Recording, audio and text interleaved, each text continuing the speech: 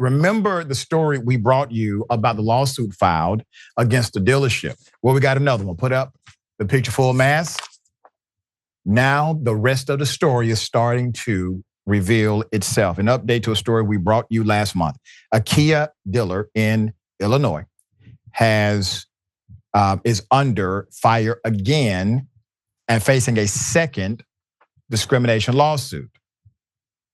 Darwin Cunningham and Justin Norvell, two black men who worked as general sales managers for the Ed Napleton Automotive Group, they have now filed a lawsuit against their former employer last December. According to the Atlanta Black Star, by all accounts, the pair exhibited and maintained exceptional performance records at the dealership, increasing sales and outperforming other general sales managers within the Napleton Automotive Group, according to the suit. Yet, their former employer treated them differently and less well than white employees. That is the same complaint we brought you initially from the other party. According to the suit, quote, one instance in 2021, when a white salesperson showed up to work wearing a gorilla suit and mocked Norvell. When Norvell reported it to his supervisors, the company failed to take corrective action. Quote, while Cunningham and Norvell were still sales managers, Norvell was only paid 1.87% of monthly gross sales and finance for the dealership, and Cunningham only 2% compared to white sales managers who were paid 3.5%. Once again, congruent to the previous lawsuit.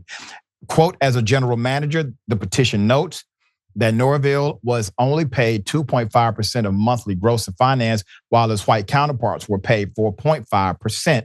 Workplace culture only degraded further after the hiring of a pair of white regional managers, Todd Flowers and Don Bonata.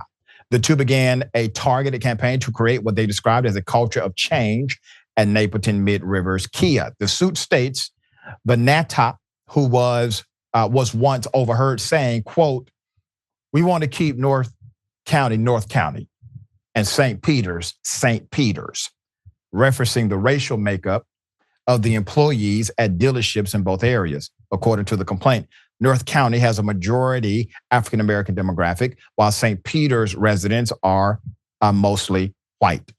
Flowers and Vanetta hired and promoted only white salespeople at the dealership where Cunningham and Norvell worked.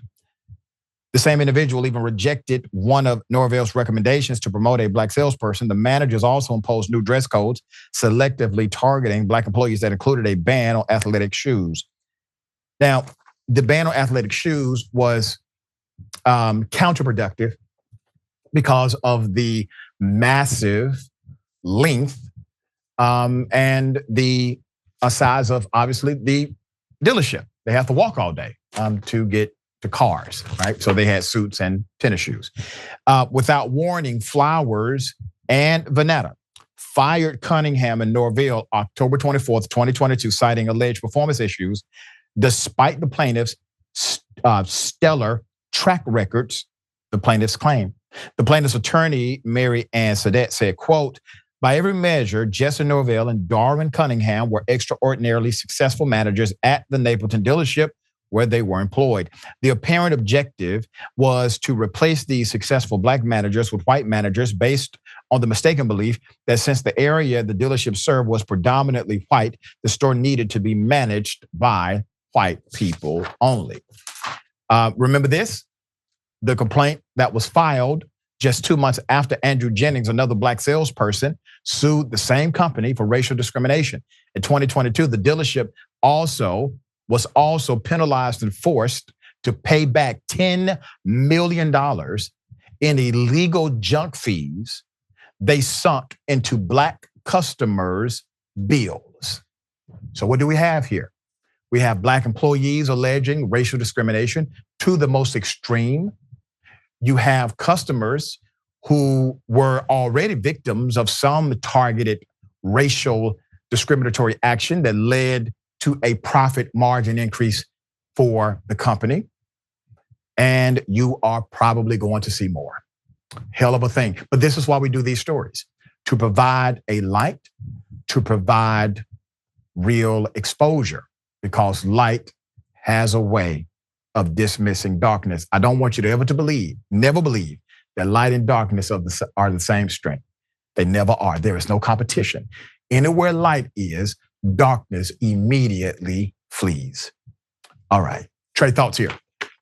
Yeah, I'm not naive enough to say, I'm not surprised that these types of attitudes still exist and everything. Of course they do, and they're going to for a long time, this type of overt racism. But I do think it's wild. I guess it's entitlement or something, but believing that you can get away with this type of thing in today's, in today's day and age, and it won't be a story, or you won't get taken to task for it. You know what I mean? It's 2024, everybody's got a phone in their pocket. People are documenting everything. These guys can prove that they were good at their jobs, and they can prove that, someone came in dressed up as a gorilla and made noises at them and all this stuff that happened. Like, and you think they're just going to take that? They're just going to get fired and be okay with all of that? Like, that's not how things work anymore, man. And then their actual news stories now, people care, the public cares. This kind of type of thing, and much worse, was happening for years in this country, and it just never got talked about because no one cared to report on it. But like you said, it's what you do on this show. It becomes story. You get the word out, and people respond. Like, it's not like it used to be. Thankfully, still a whole lot of work left to do, and much further left to go. But we're not going to just allow this type of thing anymore to just happen, in this country and in this society. People need to learn that, and how hard of a lesson that is for them to learn eventually. Maybe it'll get across.